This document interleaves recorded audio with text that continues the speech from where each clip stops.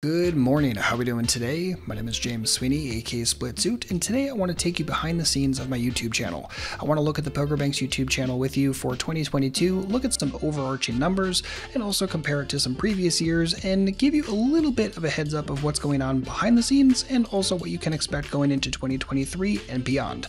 This in no way, shape, or form is meant to be a brag. I just want to share some of the general numbers with you and keep you up to date of what's going on. So without further ado, let's get a little bit nerdy and jump right into it. Alright, so let's just jump right into some of the major big numbers that you're probably looking for right off the bat. So overall on the channel in 2022, we've published 45 videos at the time that I'm recording this. It will be about 50 by the time this year ends, including this video, and that is compared to 29 videos released in 2021. The total subscriber base is now up to 104,461. This is up 12K in 2022. And by the way, because we finally surpassed the 100K point, we finally got our silver play button from YouTube, and I don't think I had a chance to thank you yet for that. So if you are subscribed to this channel, you are part of the reason why I got this awesome accomplishment, and I really appreciate you subscribing for any period of time, whether you've been here for years, been here for just a couple of weeks. I massively appreciate you taking the time to sub to the channel. It means a tremendous amount to me. Now, as for the other major numbers of this year, the total views for 2022 are 1.8 million, technically 1,792,953 as I'm recording this, and that's almost an 80% increase compared to the roughly million views in 2021, which I am very happy about. The overall watch time in hours is 165,000.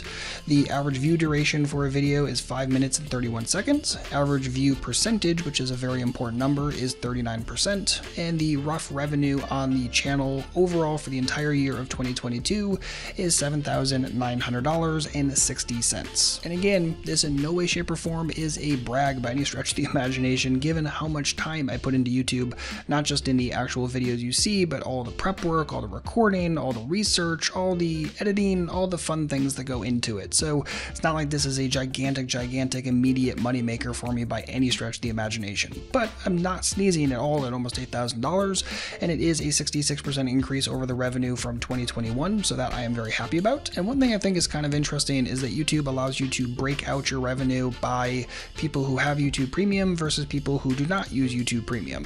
And an interesting note here is that people that have YouTube Premium made up 14% of my 2022 views, but only 7% of my 2022 revenue, which means that a person who has YouTube Premium, their view is worth $0.002, while a person who does not have Premium, that view is worth $0.005.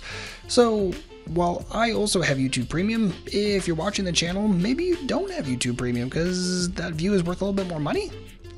Don't tell Google I said that, please. And one other number that I find very interesting in the general demographics is actually female viewership on the channel. It's something that I like to keep an eye on year over year.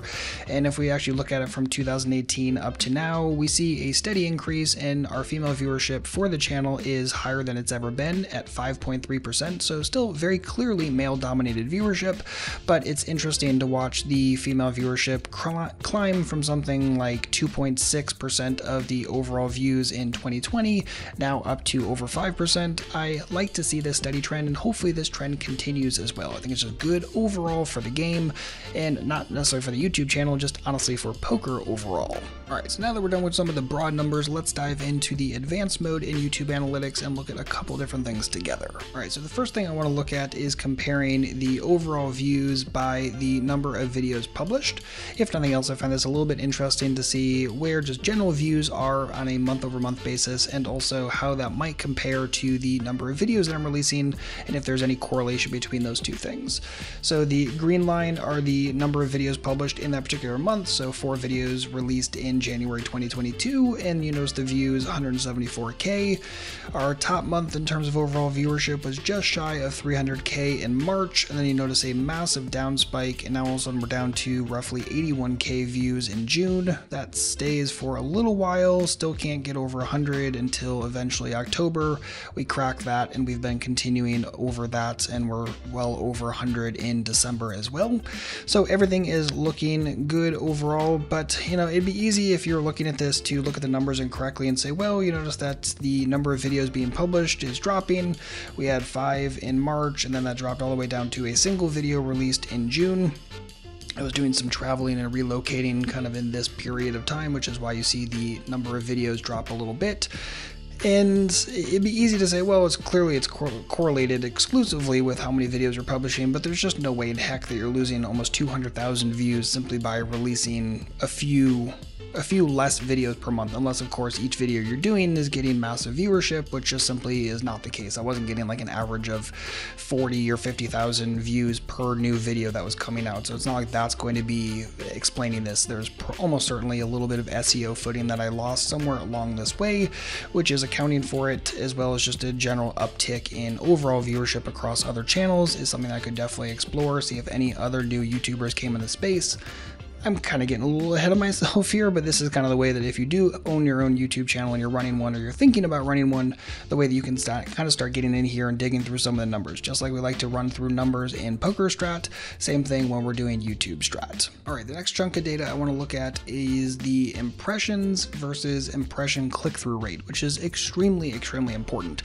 And I'm going to back this data back just a little bit so we can look at it from 2020 onwards and then see how things are shaking out overall. And I kind of need to give a little bit of extra context on why this is important. So in 2021, I decided to remove a bunch of videos from the channel, which essentially ended up deleting about 1.7 million views total off of the channel overall. And a good chunk of the reason for this is that we released a lot of videos very early on this channel, like 2014-ish, give or take, and some of that strategy just simply did not apply anymore, or the audio is just completely horrible, or it was just a really bad overall experience, both from the learning and the actually watching it point of view. And I noticed that YouTube kept recommending this as in kind of people's up next thing, especially for new subscribers, and it wasn't really recommending my newer content, it was instead recommending these very, very old videos. And while a first impression is very important, right, the first time someone watches a video, they really want to make sure that they like you and they're getting good value out of the content, that's very, very important. But I would argue that on YouTube, the second impression is probably even more important, because that's the one where someone decides, are they going to stick with you and subscribe, or are they just going to pretty much forget you, hate the fact that YouTube even recommended this, and that's not going to be a good experience for anyone at the end of the day. So if you were to flip over to, say, my Social Blade profile and scroll down, and by the way, this is something that's always very interesting to look at, especially if you own a channel or you just want to see how other channels are performing, this is a very, very good tool. But you notice the general views on my channel over here all of a sudden just completely plummet, right? This is negative 1 million views, this is negative 700K, give or take. This is what I'm talking about in terms of deleting a bunch of those older videos. And my thought process was that if I'm able to delete those, then the impression and impression click-through rate should change for my overall channel, and if I can change that for older videos, then maybe YouTube is more likely to recommend my newer videos as well. And if nothing else, the higher probability that if YouTube is going to, say, recommend something and someone's up next for, say, a new subscriber or a new viewer, that is going to be content that I'm happier with them watching rather than content that I really have no control over and is a little bit old and not necessarily as good as I'd like it to be. So all of that to say this, that when we flip back over to the impressions versus impressions click-through rate, the overall hypothesis was that when we delete those videos somewhere around here in 2021, that we would hopefully get a higher impression click-through rate overall, and hopefully that would then increase overall impressions, since YouTube is more likely to recommend content that gets a higher click-through rate in the first place. Again, YouTube always wants to offer the best experience to viewers. So if we look back here in 2020, yes, we do have this gigantic spike of roughly 8 million impressions in May 2020, but of course this is during pretty much pandemic lockdown stuff, so not shocking to see that massive increase. But once we start getting back into like normalcy, you notice the impressions, they're all under 1 million, give or take. That impression click-through rate, that green line is dropping below 5, we're really at like 4.1, 4.1, then we definitely drop below, and all of a sudden that impression click-through rate really starts to drop and plummet, But I was kind of expecting for a little while that there would be a lag from YouTube. I wasn't expecting that I would delete those videos and instantaneously everything would just be fixed on the channel. So over time, right around March is when we hit our nut low in terms of impression click-through rate, and then things start going in the right direction. You notice that the impression click-through rate is now getting above 5%, above 6% in some instances, and the overall impressions are starting to come back up as well. You notice the overall impressions right in the lowish 1 to 1.5 million ballpark, and compare that to what it was doing in 2021 before I removed those videos.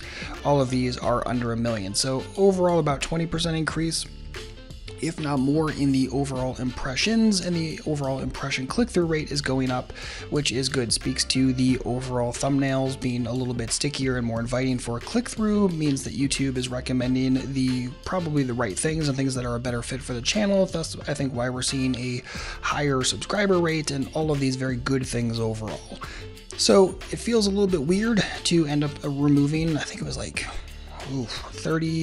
somewhere between 30 to 70 videos off of the channel. But I think overall, even though yes, removing 1.7 million views off a channel isn't something YouTube necessarily loves, I think overall it was the right decision, and hopefully these numbers continue going in this direction going into 2023. One other interesting note that I want to throw in here, just because I don't believe I did a 2021 wrap up, so I didn't really get to mention it at that point, but I did not turn monetization on this channel on until December 2020. I believe that's when we turned it on. And the whole goal from the beginning of this channel was to really focus on the viewer first. And that meant good content, it meant good editing as much as possible, and it also meant making sure that you didn't have ads, to make sure that was the absolute best experience possible, from the strategy to the video to the way that you interacted with the video. That was the overall goal from the beginning of this channel. But with all that said, around December 2020, YouTube reached out, not just to me, to lots of different creators, and essentially said that they were potentially going to start running ads on all channels, regardless of partnership status, which meant that if you were not a partner and you had monetization turned off on your videos, they still might run ads on those videos, and because you weren't a partner, you would get 0% cut of that. So it kind of defeated the purpose of trying to keep the channel ad-free if all of a sudden the channel wouldn't actually be ad-free. And if ads are going to be forced to run on the channel, then I might as well make sure that I get my fair cut, rather than just allowing YouTube to pocket 100% of it. Sorry, YouTube. So that seemed kind of bananas to me as a decision from YouTube, but at the same token, that's why it just made sense to become a YouTube partner at that point and start turning on monetization, because again, the ad-free experience was probably going to go away anyway. So if you're wondering why ads randomly started turning on this channel, around that time, that's what went on. And overall, the revenue is definitely up in 2022 compared to 2021, but at the end of the day, again, it's not like retirement money by any stretch of the imagination, but I'm not complaining about making an extra $8K a year either. So because I can't turn off the part of my brain that makes me want to help and teach people, I figured I'd leave you with a couple of key takeaways, especially if you're even considering starting a YouTube channel, or if you already have one and you're like, how could I do a little bit better? This is the overall way I would think about it. So takeaway number one is that if you're thinking about starting a YouTube channel expecting to quit your day job, probably don't. Number two is that if you're going to do YouTube, just understand that you have to balance a tremendous amount of things. This is everything from topic research to the actual recording to processing to editing to description writing to thumbnail creation. There are a lot of steps overall. This is even before we start thinking about things like promotion and analytics and all of the different fun stuff that we're even just scratching the surface on today. And I don't say that to be discouraging, rather just understand there's going to be a large growing curve, especially if you're new to a lot of these different steps. Just take your time with it, enjoy the process, get better with it, ask questions where you can, and overall just focus on making sure that the viewer gets good quality rather than really any other goal. If you focus on good quality, all of the numbers that we talked about today are just naturally going to rise over time. You're not going to get massive viewership or sub bases right off the bat, but if you keep on with good content over the years, everything will stack up nicely. Number three is to make sure that you do not outright compare your channel to other channels. Simply because if I decided to compare my channel's performance against, say, Rampage or Brad Owen, I might as well just blow a hole through my head. Simply because even on pretty much their worst months, they still do better than I do in an entire year when it comes to overall viewership. And it just is what it is, but they offer something that I do, and vice versa. And that's okay. Just focus on your strengths, do what you do best, try to fix up some of your weaknesses practices over time, but also understand that this is why you're going to see channels like, say, Slow Poker bring a totally different take to the space and carve out a nice little chunk of viewership for themselves. I mean, hell, Slow Poker has increased his overall subs by 30% in the last month alone.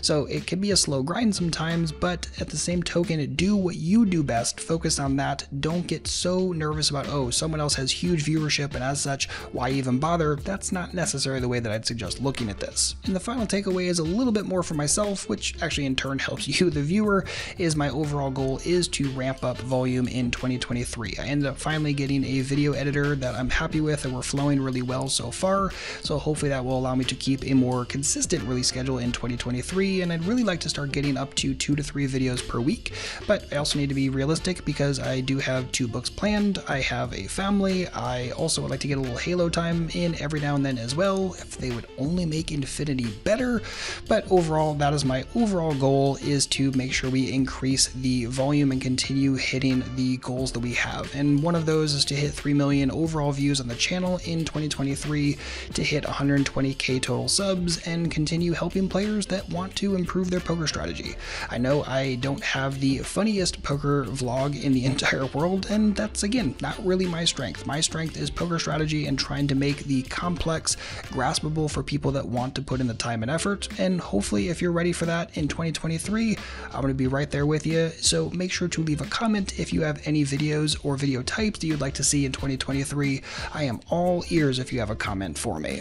And I think that is going to wrap it up for this video. Thank you so much for hanging out. Hopefully you enjoyed this behind the scenes look looking at the 2022 channel review. If you have any comments or questions, again, don't hesitate to drop one down below. A like would be massively appreciated. And if you have massive suggestions, you're like, I don't really want to post this in a YouTube comment, you can always jump over to the Redship Discord, redshippoker.com/discord. Jump in there. Thousands of players talking poker every single day, including myself. Definitely make sure to join if you haven't already. It's 100% free. But again, thank you so much for hanging out today. I really appreciate it. I'll see you back in 2023. And by the way, we might be upgrading to 4K then. Maybe. But until then, good luck out there and happy grinding.